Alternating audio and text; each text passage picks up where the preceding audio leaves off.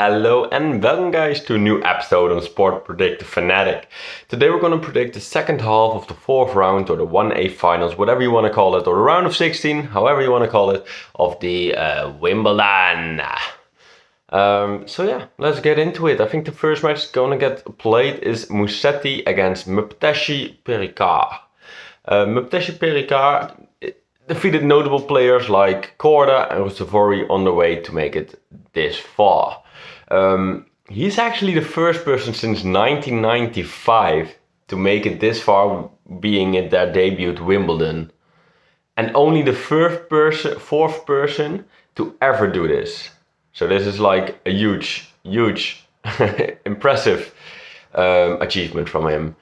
Mpteshi Perikar actually won his ATP tournament earlier this year. And that was actually only his third ATP tournament where he was in the main draw. That is, of course, really impressive. He's as impressive now at Wimbledon, serving 35 aces per match on average, which is mind-blowing. And bear in mind, he's only 20. Winning on Monday could actually be the perfect birthday present for him. It could actually make him the first lucky loser to ever reach a quarterfinals at a Grand Slam. Musetti, on the other hand, couldn't have asked for an easier draw with his first beating inconsistent Lestienne and then having two clay quarters in Darderi and Comesana.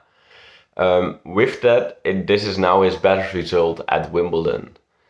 Musetti has actually never reached the quarters at a slam. In his two matches he has played at the 1A finals, he actually lost both of them. Like, he got that twice and he lost both of them. One at Roland Garros against Djokovic, where he actually was 2-0 up, and then I think a chanceless 3-0 against Alcaraz the year later, also at Roland Garros. Musetti has actually had a great grass season, reaching at least the semi-finals in both warm-up tournaments he played. I think one becoming second and one reaching the semis but then losing. Their head-to-head of Musetti against Mpteshi Perikar is actually 1-0 in advantage of Musetti. This was a 7-6, 7-6 in Stuttgart a few weeks ago, so it was a really close matchup. But I think because they're both having nerves of reaching their first, at least the first quarterfinals at Roland Garros, but I think for both also the first quarterfinals at a Grand Slam. I think they're both having nerves, but I think Mpteshi Perikar showed with winning his third ATP tournament that he has balls of steel. I think actually he's going to win this matchup, and with his serving, well, I mean, as long as he serves well, I think he's actually going to win that matchup. And then we have Arthur Fils against Alex de Minaur. Alex de Minaur had a good first week at Wimbledon, where he actually didn't need to spend too much energy. And that actually could set him up to, well, have a great second week. In the first week, he beat Duckworth, Munar, and Puy on his way to this round.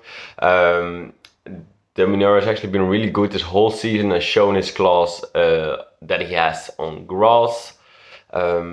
Fils had a slightly harder run into this round. He had a real battle with Hubert Hurkacz and Safiullin, but he overcame those battles and he is now here. This is actually the first time he has reached the second week of a slam, so we will be really happy with that. But I think he will be extra happy because this is his best performance on grass.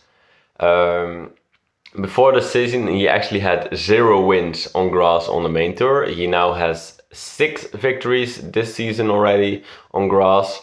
And Arthur Fils actually leads their head-to-head in 1-0. That was earlier this year, but it was on Fils' preferred surface, clay.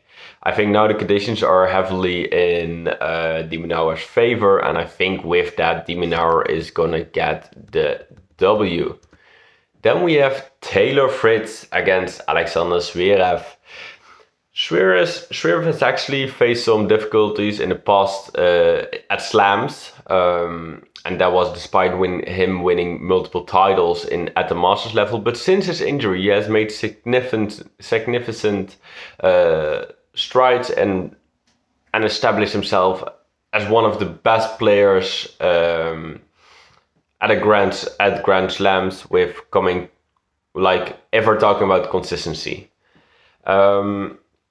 This year, he's already reached the semi-final twice at both slams, which is really, really good.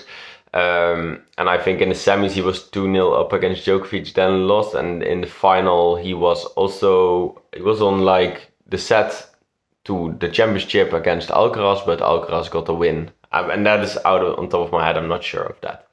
But he's now in the second week without actually dropping a set in the first week. A really impressive run. But despite this run and those stats, he's actually never gone further at the slam. It is the least favorite slam, also due to it being on grass. A surface where he actually never won an ATP title. He has been in this round twice now at Wimbledon, having lost both times. So yeah, and he's up against Fritz, who actually had a great grass season, as he normally does.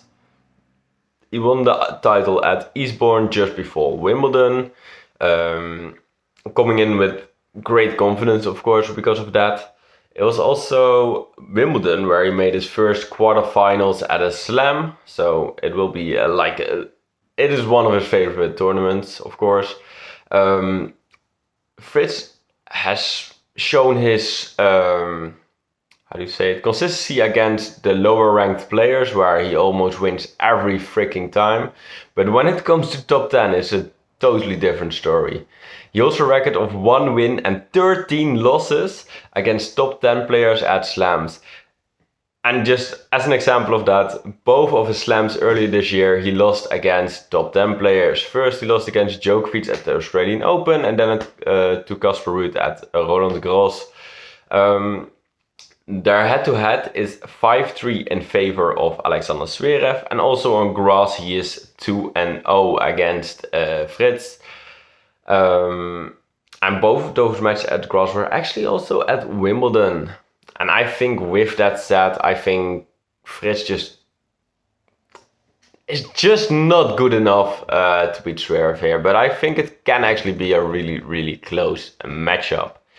And then, as the last matchup, we have Rune against Djokovic. Djokovic's road to Wimbledon was, of course, pretty bad.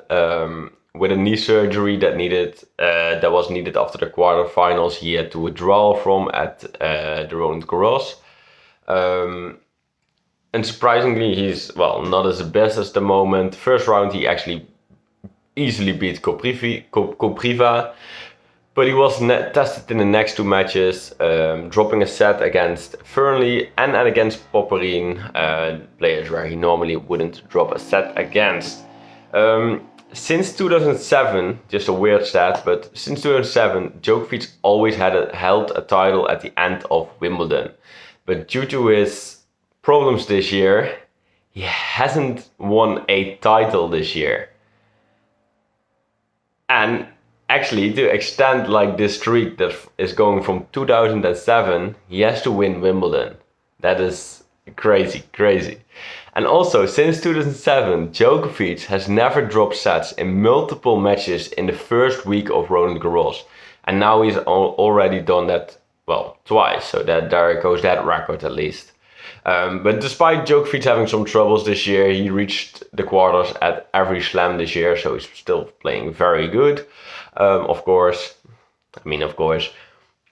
Rune on gained recognition from losing positions, making comebacks at the lower levels, and also at the start of his ATP tour.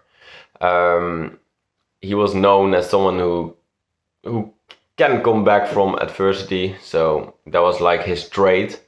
However, his recent cramp problems are hindering this at the moment. But I think he's gained some confidence with the 5-set win he got over Haley's, making this actually his first 5-set win, trailing from 2-0 behind. So that is a good thing for him. I think that will really give him confidence.